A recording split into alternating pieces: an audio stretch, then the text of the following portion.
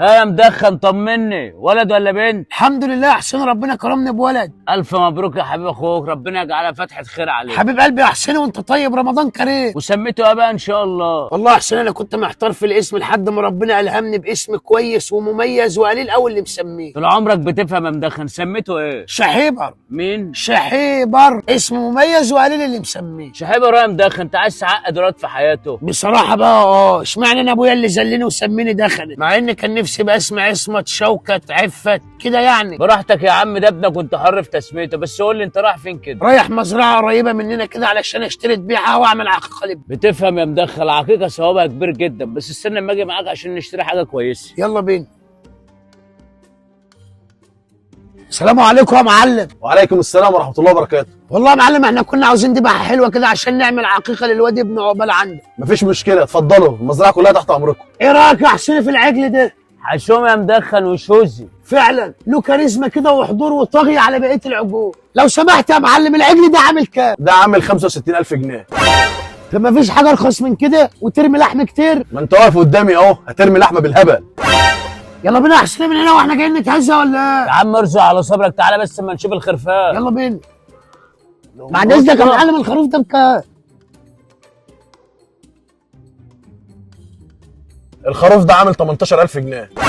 طب ما فيش حاجه ارخص من كده شويه يا معلم؟ أنت معاك فلوس قد إيه يعني وأنا أجيب لك على قد اللي معاك؟ بصراحه كده يا معلم انا ما معيش الا 2000 جنيه. 2000 جنيه؟ وأنت مفكرها مزرعة فراخ؟ يلا يا سكان أنت وهو، امشي. ماشي ماشي يا معلم.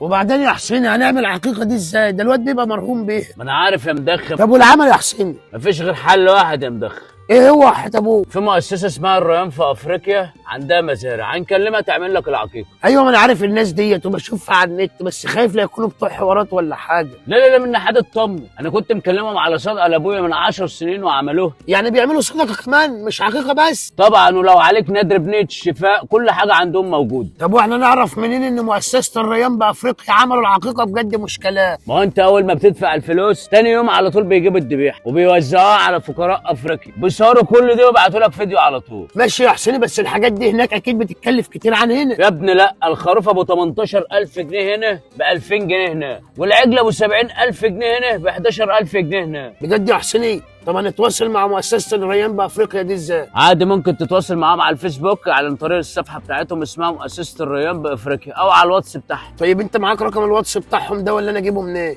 هو معايا، بس كده كده الرقم بيبقى موجود على الصفحه. طب ادينا الرقم كده اما اكلمهم يعملوا له عقيقه وخلاص. اكتب عندك 010 14 62 30 24. خلاص ماشي، هكلمهم واعدي عليك بكره اعرفك انا عملت ايه. تمام ماشي، سلام.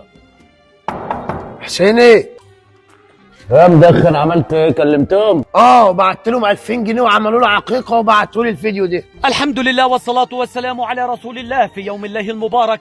ومن مؤسسة الريان نقوم بفضل الله بذبح خروف عقيقة عن شحيبر المدخن أبو المداخن حفظه الله.